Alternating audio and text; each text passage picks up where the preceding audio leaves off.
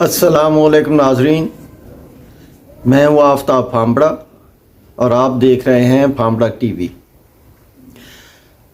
آج کا موضوع یہ بڑا اہم ہے اور میں آپ سب سے یہ گزارش کروں گا کہ اس میری ویڈیو کو آخر تک دیکھیں۔ یہ پاکستان کے حوالے سے بڑی امپورٹنٹ ہے۔ میں جو حالات دیکھ رہا ہوں پاکستان کے، اور وہ پاکستان کے سیاسی حالات بھی ہیں جو کنیکٹڈ ہیں پاکستان کے معاشی حالات سے، اور پاکستان کی پوزیشن جغرافیائی لحاظ سے بھی جو میں دیکھ رہا ہوں، میں اس کے حوالے سے بات کروں گا۔ دیکھیں، جو اصل صورتحال ہے وہ یہ ہے، وہ اس وقت سے شروع ہوئی جب سے یہ رجیم چینج ہوا، یعنی عمران خان کی گورنمنٹ کو چینج کیا گیا۔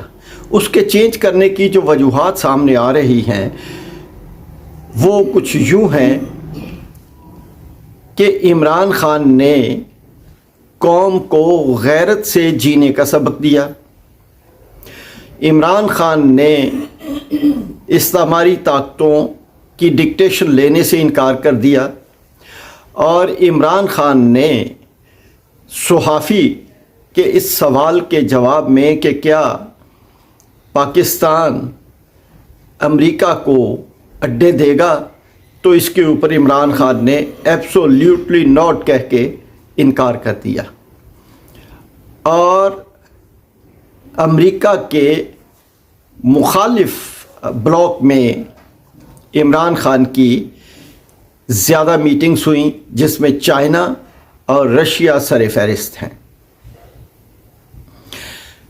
پاکستان نے اپنی اسٹریٹجی چینج کی، امریکہ کے متبادل فوجی محاذ جو ہے اس کے قریب چلا گیا، لیکن عمران خان کی گورنمنٹ نے ایک بڑی واضح پالیسی اختیار کی کہ ہم کسی کی جنگ میں شریک نہیں ہوں گے، ہم امن میں شریک ہوں گے۔ یہ بہت اچھی پالیسی تھی۔ بہرحال عمران خان پاکستان کو لے کے آگے بڑھ رہا تھا، اور پاکستان کا گروتھ ریٹ جو تھا وہ 6% تک آ گیا تھا، اور شاید یہ آئندہ 1 سال میں 2 سال میں 8% تک چلا جاتا۔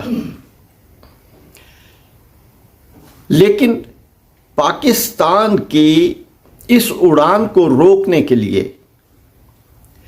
ہماری کچھ ایسا محسوس ہوتا ہے کہ ہمارے کچھ اندرونی جو طاقتیں ہیں یا جو لوگ ہیں، وہ انہوں نے اس موقع سے فائدہ اٹھایا، جانتے ہوئے یا نہ جانتے ہوئے انہوں نے رجیم چینج آپریشن میں حصہ لیا اور عمران خان کی گورنمنٹ کو تبدیل کر دیا، اور انہوں نے آنے کے بعد یہ نعرہ لگایا کہ ہم 30-35 سال کا تجربہ رکھتے ہیں حکومتیں چلانے کا، اور انہوں نے کہا کہ ہم پاکستان کی معاشی صورتحال کو بہت آگے لے کے چلے جائیں گے۔ لیکن جب وہ اقتدار میں آئے تو محسوس ہوا کہ انہیں 30 سال پاکستان کے اندر کرپشن کا ایکسپیرینس تھا، پاکستان کو صحیح لائنوں پہ چلانے کا ایکسپیرینس نہیں تھا۔ وہ اپنی معیشت کو چلا رہے تھے اور پاکستان کی معیشت کو ڈبو رہے تھے۔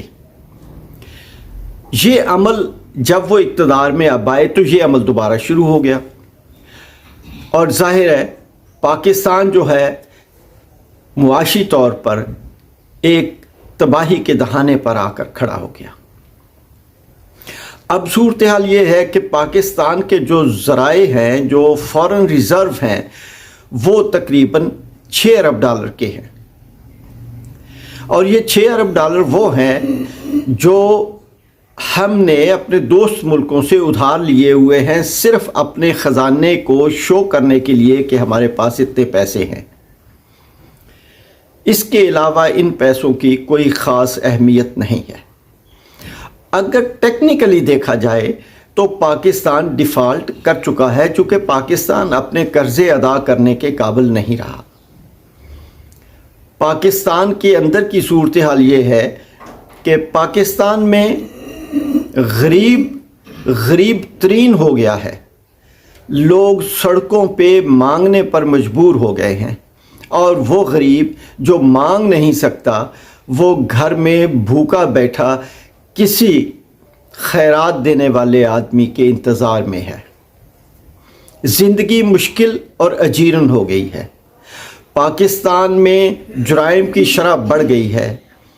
پاکستان میں جرائم کے ساتھ ساتھ یہ ڈکیتیاں، یہ بدماشیاں، یہ غنڈہ گردی بڑھ گئی ہے۔ اور پھر پاکستان کو کمزور کرنے کے لیے وہ بیرونی طاقتیں ایکٹیو ہو گئی ہیں، اور اس کے لیے انہوں نے تیزی کے ساتھ کام کرنا شروع کر دیا ہے۔ ان کو جاننے کے لیے ہمیں کوئی مشکل پیش نہیں آئے گی، بلکہ ہم آسانی سے پہچان لیں گے کہ وہ کون سی طاقتیں ہیں۔ لیکن افسوس اس بات پہ ہے کہ ہماری اندرونی پولیٹیکل ایلیٹ میں سے کچھ لوگ ان کے یہاں پہ پیروکار ہیں اور ایجنٹ ہیں۔ اگر وہ پیروکار ان کے اور ایجنٹ نہ ہوتے تو پاکستان اس حال کو نہ پہنچتا۔ ہماری صورتحال یہ ہے کہ جو ہم نے افغانستان اور پاکستان کے درمیان باڑ لگائی تھی وہ باڑ بھی کاٹنی شروع ہو گئی، اور افغانستان سے اس باڑ کو ہٹا دیا گیا، اور پاکستان اس باڑ کو کٹنے سے بچانے کے لیے کچھ نہیں کر سکا، یا کچھ نہیں کر پا رہا، یا کچھ نہیں کرنا چاہتا۔ یہ کسی خاص گریٹ گیم کا حصہ ہے۔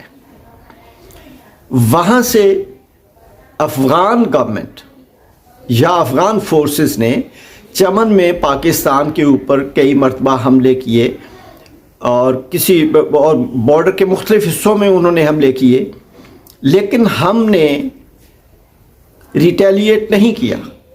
ہم نے جہاں سے بمباری ہوئی ہے ہم نے وہاں ٹارگٹ نہیں کیا، حالانکہ ہم فوجی طور پہ سٹرونگ ہیں اور یہ سخت رکھتے ہیں کہ ان کو وہاں پہ دبا دیں، لیکن ہم نے نہیں دبایا۔